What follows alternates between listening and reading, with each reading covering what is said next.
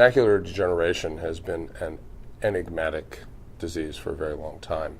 And the reason is we knew that it was there.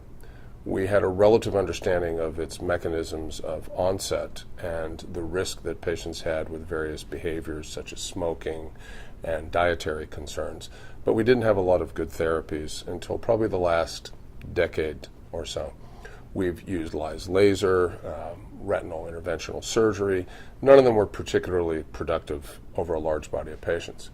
In the last decade, as regards the studies that have been done for nutritional therapy, which have been very successful in a percentage of patients, and then with the advent of new interventional medical therapies that are really remarkable in their ability to stem the damage to tissue that was typically associated with the disease, we now have several weapons available to clinicians to both treat the early and the latter phases of the disease and continue to give the patient successful vision for a lifetime.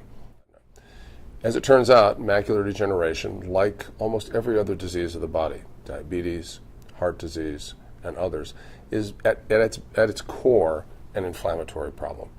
So by treating this with a low-level, very safe and effective anti-inflammatory agent, in many instances we can work against progression of existing disease, and hopefully we'll be able to prevent disease from occurring in a percentage of patients in which that would have happened.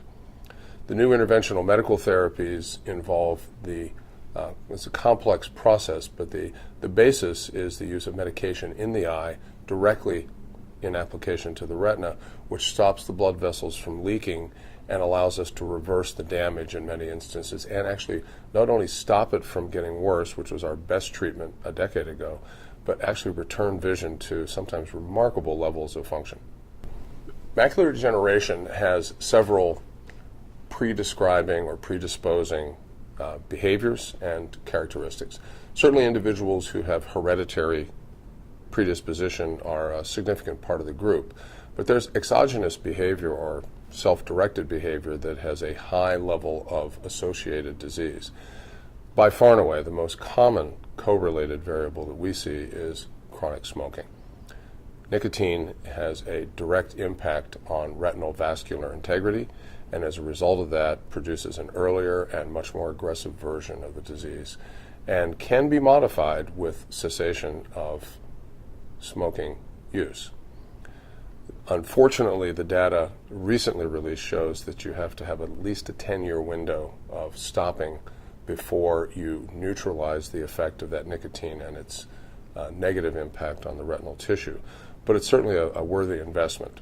And if you come to a practice like ours, one of the discussions you'll have if we determine that there's early signs is we will work with you in any way we can to help you to stop smoking, because it is one of the few factors that we can influence.